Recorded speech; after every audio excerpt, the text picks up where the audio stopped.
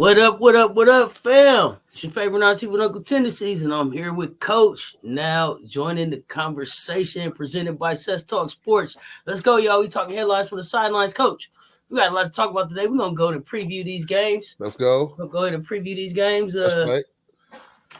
I'm going to jump right in here with the Golden Child because I want the knife early. You understand? Notre Dame versus Oregon State. Let's talk about it. So, we got Hannah Hidalgo, the Golden Child, 22.9 points. You got Maddie Westbell, 8.9 points. Hannah from Notre Dame also giving you 5.6 assists, 4.6 steals. And you got Kylie Watson chipping in with 1.4 blocks. And when I'm looking at Notre Dame, Coach, they got three players, just three, averaging in double figures. Now, Oregon State Beavers. Oh, that's Reagan Beers. So Reagan Beers down there, okay? So Reagan giving you 17.5 points, 10.2 rebounds. Talia Von Ohofen, I hope I'm saying her name right, 4.9 assists. Reagan's also giving you 1.3 steals, 1.2 blocks. Reagan is the show in Oregon State. But what I noticed about them too, they got three players averaging in double figures. Their roster is mostly made up of ladies 6 feet and taller, including 6'7" center they got. Beers seems like she lead a pretty deep squad of sharpshooters. You hear me, Coach? Sharpshooters it look like. So Notre Dame may have issues with the height and the depth that they won't have, that they're lacking. But let me know what you think, Coach. I'm on the same exact lines, and let me just add this to it. When it comes to Oregon State, they are driven by Reagan Beers, but here's the difference between the two teams. You said it. Notre Dame has a lot less balance, as you mentioned. Hidalgo and Citron have to come out and have great performances for them to have a chance to win this game. The difference with Oregon State is anyone can come off of their bench and put up points. Like you said, sharpshooters. Their offense is really based upon spread and shoot. Spread and shoot. That's what they're going to do the entire game. Now, the reason why this may be a problem for the Golden Child, I want the knife, is because Notre Dame wants to play very fast, which is their strength. But what that leaves you susceptible to are a lot of secondary fast breaks and wide open shots on the other end. And wait for it, you have to have a lot of defensive rebounding. Now, surprisingly enough, Hidalgo is actually a pretty good defensive rebounder at her height, but she cannot handle the ball, push the ball, score the ball, and do all things enough to just overwhelm this team.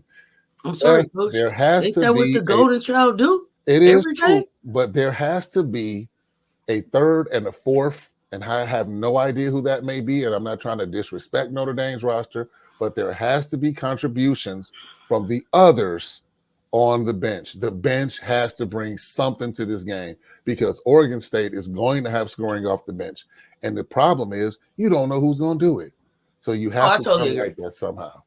I agree. So you got Citron with 17 points. You got Maddie with 14 points. And you're probably still going to need somebody else in double figures. But one of the things that I wanted to say, and it may be more hard overhead for me, again, because I'm small. I'm short like Hannah, heavy on the doggo, right? Heavy on the dog. So it may be a little hard overhead, but I am going Notre Dame here, Coach. And the only hope I got is the Golden Child. But it was interesting that they just played Ole Miss, and Coach Yo said this after she was already really impressed with Hannah's game tape, right? You see it, and it's like, wow. But what she said was, I think one of the things that I appreciate with her is just her competitive spirit, and that's not something you can teach. And this was after seeing Hidalgo up close. She said that's something that was born inside of her. She was completely relentless the whole time. Yeah, she can pass, and yeah, she can score, but you can't teach what's inside of you.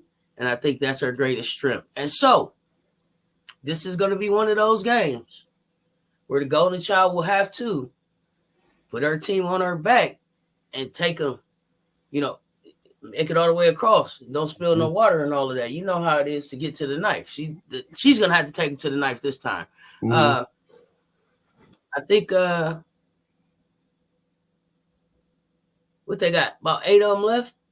They can suit up. Yeah. Well, yeah. And here's the thing too. I'm in the same boat. Of course, we collectively are Hannah Hidalgo fans. Yeah, I like Hannah Hidalgo. heavy on the dog. Heart does want Notre Dame, but if I'm looking at structure, if I'm looking at balance, if I'm looking at what makes a team win in the tournament, it's very difficult to go against Oregon State in this matchup. And, Sure it is. and personally, my brackets, I believe I have Notre Dame, but I would not be surprised at all. And let me just run through this. Slight edge to Notre Dame, their best wins. They beat UConn, they beat NC State, they beat Duke, who now that's a big win. At the time, Sure we it didn't is. think it was a big win. They beat Vatech twice. But here's Oregon State. They beat UCLA. They beat Colorado twice, 3 times actually. They beat Colorado 3 times, and they beat Utah. So that's why I say slight edge variety-wise to Notre Dame, because they have a little more experience with the different looks and what they're going to see. But just looking at that gauntlet, the gauntlet of the Pac-12, as we talked about all season, Seth, Oregon State may come in here and really make a statement in this game. And again, they could. But we also could see, we also could see Hannah go like King of the Lightskins Davidson on the tournament. Okay, King of the Lightskins Davidson on the tournament, still one of the most outstanding performances we've seen in the tournament. Didn't get them all the way there, but got them further than they were supposed to, and it was definitely a fun watch. So if she goes, like, if she just goes like totally off, hitting from everywhere, I think she can get it done, but it's going to be, I think, a lot on Hidalgo. One last point. I watched that last Notre Dame versus Ole Miss game very closely. Yeah, they won by 15 points. But there were times in that game where Hidalgo is so good, I would love to see her trust her teammates just a little more. Just a little more. There were quite a few times where she pushed it from coast to coast, and there was that one pass to get the easy layup. She opted out of that, made a more difficult shot, missed it, and ended up, hitting the ground and teams going the other way. That happened. I want to say I counted at least 5 times. I mean, I know that's her game. I know that's her style. No, not even that it's her game. It would be nice, Coach, but you just was looking at the roster going, now who else could help? That's true, but Seth, I mean, in your words, Seth, and great players, they make others great around them, correct? I think that's the level. That's the level. I'm talking about spoon feeding. I'm not talking about thread and needle. There were times where somebody was right there. I'm sure she'll get to a point where she does that. But I also think that there's some players that are out that maybe she would trust more in those moments. That maybe right now these are some players out there with a little bit of learning curve that she sees some things in practice that we don't get a chance to see, and so therefore maybe she passes on them. But definitely understand what you're saying, and I expect to see her be able to make her teammates better. She's not gonna be able to get it done by herself. She's not gonna be able to score all the points. It'll have to be just a triple double, fill up, quadruple double, fill up the stat line kind of game. Last question for you, sir. Sure. Do you think Oregon State is going to run another defender at her all game to get the ball? Sure they will. Sure they will. Okay. Will they be successful? I don't know. It'll only make her mad. But if you have somebody, if you have the person that's on, I'm trying to think of some other players aside from Citron or West Bell, if you have that player running off each time, running as that second defender, and then they scramble back to cover, it's going to be interesting to see. It'll be interesting. It's going to be interesting. Great game. I'm looking forward to it. Definitely be interesting. One of the best games, I think, of the Sweet 16, in my personal opinion. I think that's going to be. I think pretty much all the games of the Sweet 16 are pretty awesome. So let's go ahead and talk about them Gamecocks and them Hoosiers. Oh, you, I'm going right in order. I'm going right in order of the games. I'm going right in order of the way the game's going to run. I can't wait till the chat mob see this. You good, Seth. That was a good setup, Seth. Let's go talk about these Gamecocks. Because at the Hidalgo is one of my favorite, but y'all know who my freshman is. Fulwiley. She been fooling. Fulwiley been fooling. You heard me? Y'all don't hear me. Fulwiley been fooling. But Indiana's coming in second in the Big Ten. Finished 26-5. You got Mackenzie Holmes. It's the Mackenzie Holmes show look like to me coming out of Indiana, y'all. So Mackenzie's got 20 points. I'm going to say 7 rebounds. I'm going to say 2 blocks. And then you got Chloe Moore McNeil giving you 4.9 assists and 1.3 steals. And, of course, we bring in Camila Cardoso, 13.9 points, 9.5 rebounds. Raven with 4.8 assists. Raven with 2.1 steals. Camila Cardoso with 2.6 blocks. And we coming with 3 players averaging in double figures, being Camila, Malaysia, and Pow. Okay? I'm feeling like Indiana kind of survived that second round against Oklahoma. Okay? It was a lot of back and forth, a lot of lead changes. It wasn't really a full house, you know. I definitely think that they're going to be one of the taller teams that we're going to face. When I look at them, they lost to Stanford, they lost to Iowa, they lost to Ohio State, they lost to Illinois, they lost to Michigan. Nobody that we played, so I can't really measure them against anything. I really haven't seen this team. It's gonna be interesting. I expect us to start with a focus maybe on Cardoso, and then come with a heavy dose of Fulwiley really quick off that bench, maybe a little bit earlier off the bench than normal, to give a change of pace, to go some of that 4-guard look against some of these taller players, and maybe not so quick. But that's just my thought, Coach. What you thinking? Okay, now I'm glad you said that, and I love the way this is kind of organically happening. I did some research on Indiana. You know, I watch a lot of Big Ten, and I'll be transparent. Indiana was on my radar earlier in the year. Towards the end, I thought they kind of fizzled a little bit. You just mentioned some of their losses. But here's an interesting fact about Indiana.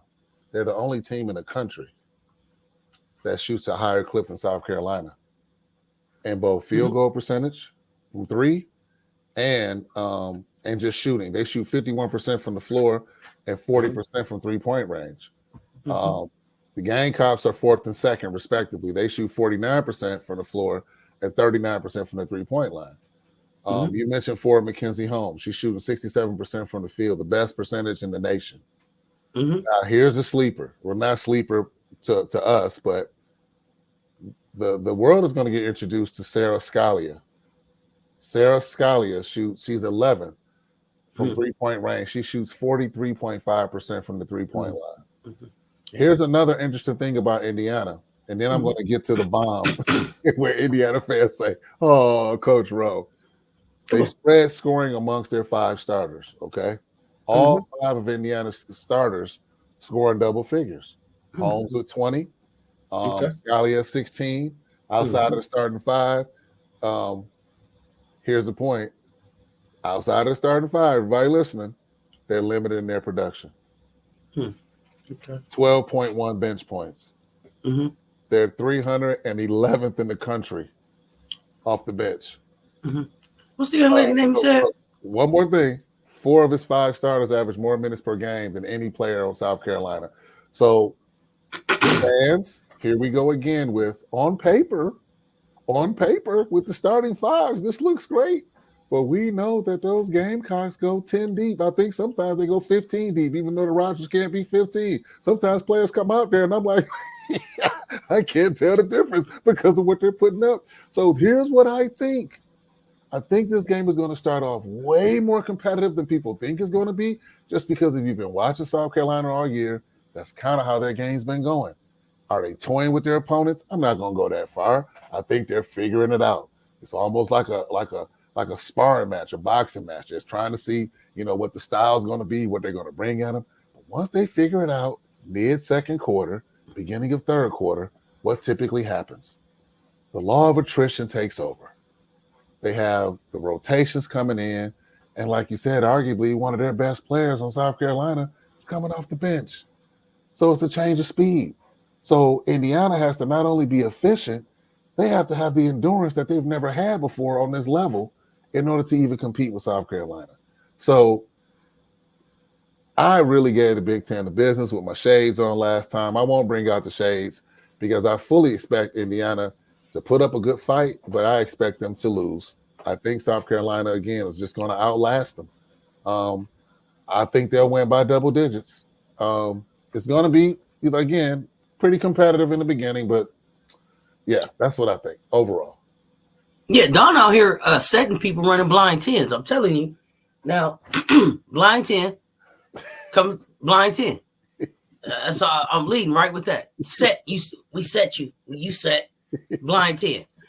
What's the young lady name you said we gonna get to know? What's her name? Scalia. Scalia. Okay. Yeah, Scalia. Scalia. Thank you. Okay. Yeah, Scalia. And remember Tessa with the J.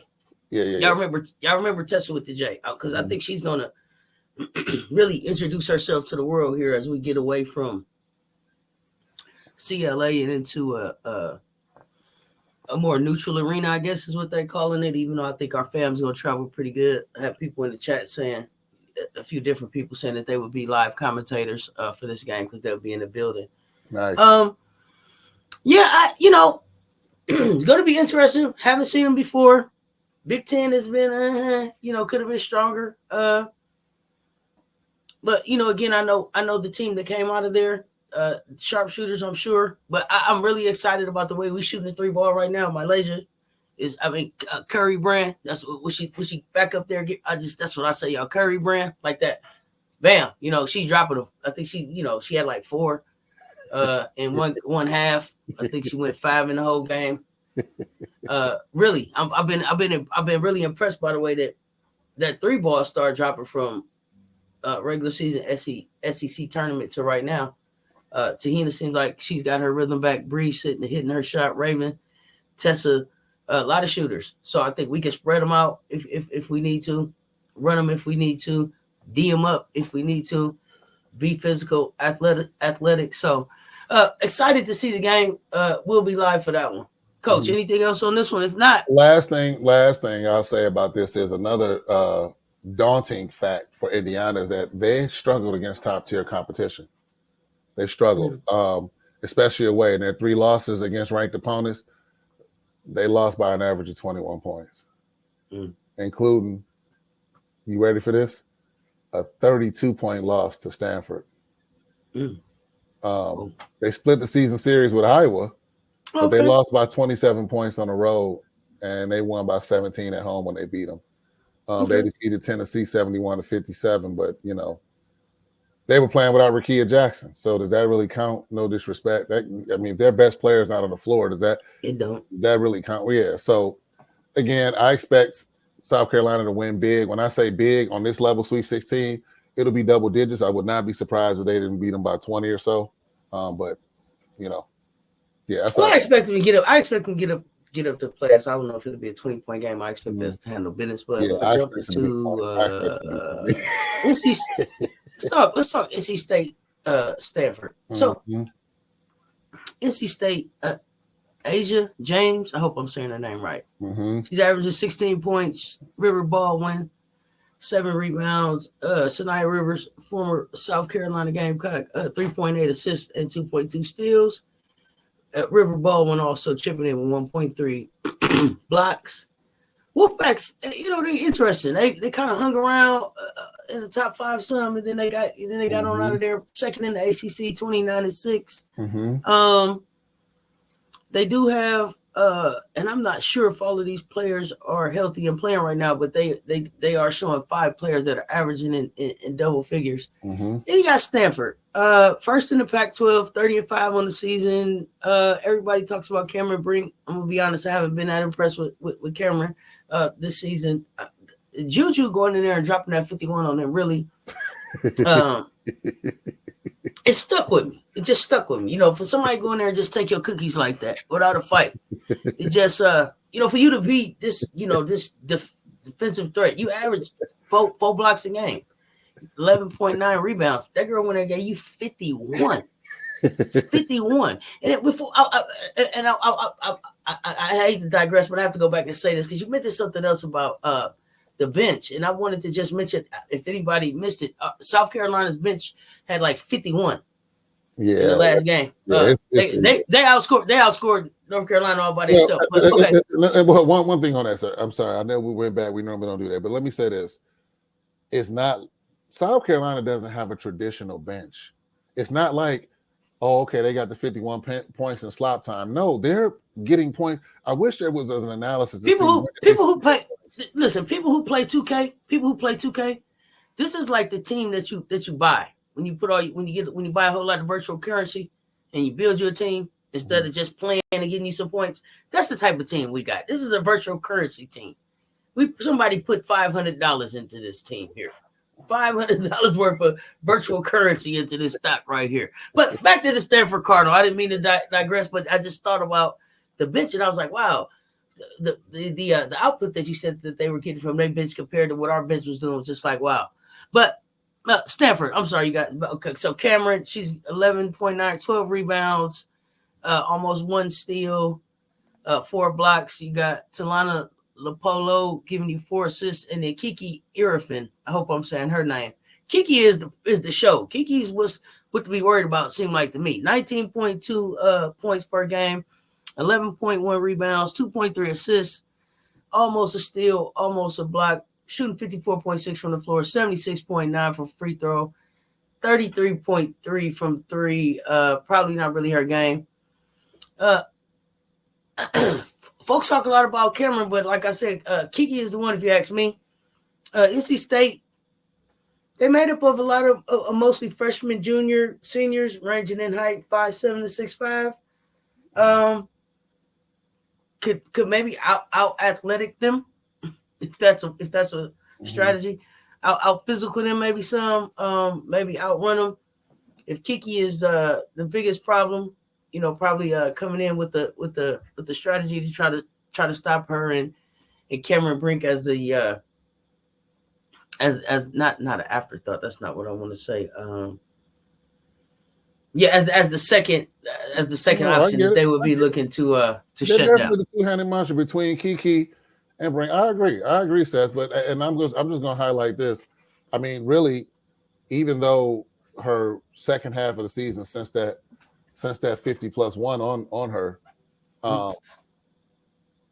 you still have to ask though, does NC State have an answer for her? That's the question of this game. Do they have an answer for her and Kiki? I think that their answers. I'm sorry. Go ahead. No, they're going to dominate the paint. So here's the thought. Sanaya Rivers, Isaiah James, and Zoe Brooks are potentially some of the best trio of electric off the dribble players that are left in this tournament that are on the floor together. Electric off the dribble. They want to speed this game up. Oh, and don't forget about Mimi Collins. Oh, and Baldwin. Okay. They have a bunch of players that are fast with the ball, can get their own shot, and can heat up. They're going to speed. They're going to attack.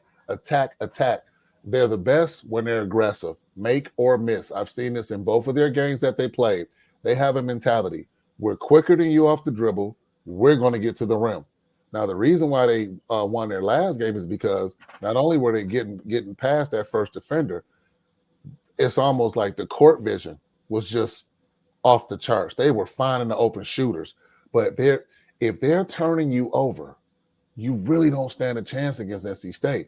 This could be an appetite for destruction a recipe for disaster for Stanford. Here's the challenge that Stanford's going to have. Stanford, although they play at a mid-range speed, they really want to pound down low and limit the fast breaks. It's going to be this is probably, they've only met 3 times, I think, in school history. So this is going to be one of those classical matchups. This is the epitome to me of a style clash. Stanford wants to dump it down and pound. NC State wants to run. But what I like about NC State is they run and they get to the rim. They're not dependent upon the 3-point shot. But when they hit their 3-point shots, it's like a bonus because that's when they really outlast their opponent. So here's another fact about this. When you speed up the game against Stanford, 2 of the Cardinals' 5 losses came to USC. And in those games, the Trojans scored 36 points off turnovers. 36 points. So NC State's defense needs to lock in, and they have to create those extra possessions. That's what they're going to do. I fully expect them to double the post. They're going to double anybody in the paint. Listen. Yeah. Juju gave him 51. And then she came back and gave them 9 when they was playing defense, and they still lost. Yeah. So, you know, so I got NC State on this one. I got NC State on this, right? It's hard. I can't. Juju gave him 51. I will not get over that. They came in the pavilion and gave him 51. I can't get over that. So I'm sorry. And Cess just riding the wave of the greatness of Coach Dawn Staley. Sanaya Rivers is showing, like, look, she just looks like all the games they played for, she's been a level above. She's really been showcasing her talent, and I think it's not who does Stanford have to stop her? I mean, and it could be that she has some time there at South Carolina. That may be factoring into her experience, her skill set right now. But I'm gonna jump into the last game of the first day. Texas versus Gonzaga. I don't really got a lot here, Coach. I tell you, Texas is coming in second in the Big 12, 32-4, led by that phenomenal freshman Madison Booker. She's giving you 16.8 points, 5.1 assists. Taylor Jones is giving you 6.4 rebounds. Shaylee Gonzalez is giving you 1.6 steals. Taylor Jones is giving you just about 2 blocks. They have, minus Rory, looks like 3 players averaging double figures right now. Gonzaga first in the WCC, 32-3 on the year. They're led by Yvonne Ejim. I hope I'm saying her name right. She's the show there. 19.9 points, 8.8 rebounds, 1 block. You got Kaylin Truong giving you 5.8 assists. And, that's Yvonne again. Yvonne Ejim giving you 1.5 steals. They do have, if everybody is healthy, and I didn't get a chance to double check, 5 players averaging in double checks. Double points. It looks like it could be a good mix of experience. A pretty tall team, mostly players over 6 feet. Rory probably was the shortest at 5'6", and unfortunately she's out.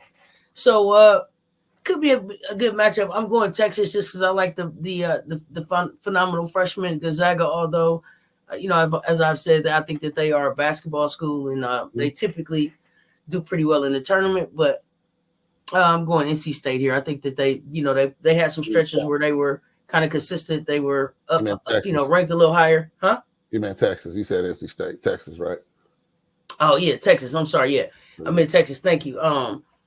They were right there at 5 for most of the season, as far as the AP poll went. And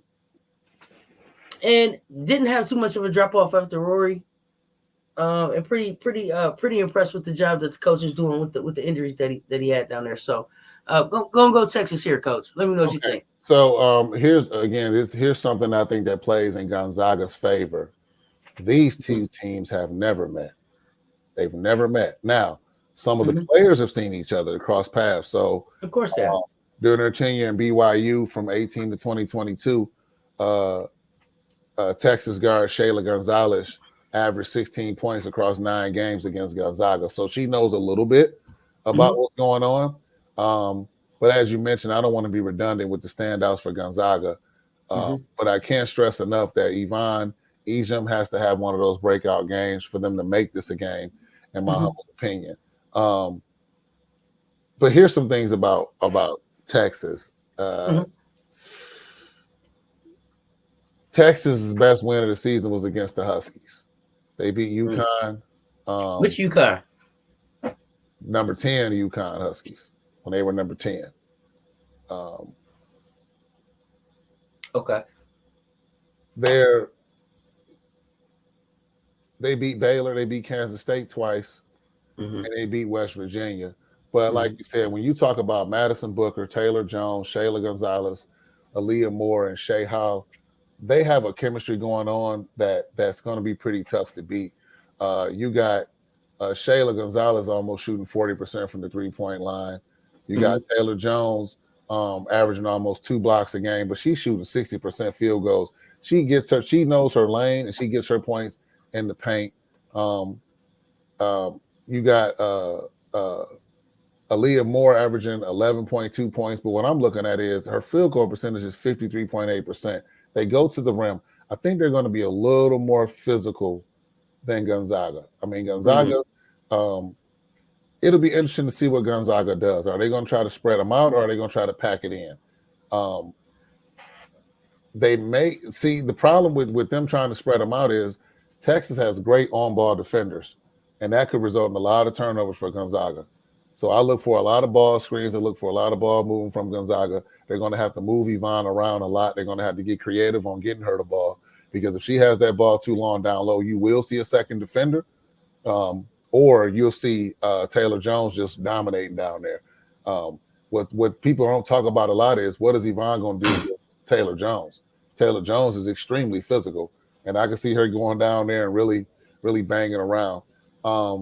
Texas have outscored their opponents by 23.4 points in their last few contests. I mean, it's been less productive this season in the Big 12, but they're still putting up like 74 points a game. I mean, Gonzaga's putting up that much points, but who are they playing? Like, respectfully, they're not playing against nearly the level of this team. So now the Longhorns have struggled a little bit their last few games, probably about the last 10 games, averaging 75 points per game. But over that, compared to 80 points or something per game, counting the tournament and now, that they've put up over the course of the year, I'm going to go with Texas too. I'm not going to say they win big. This will be a close game.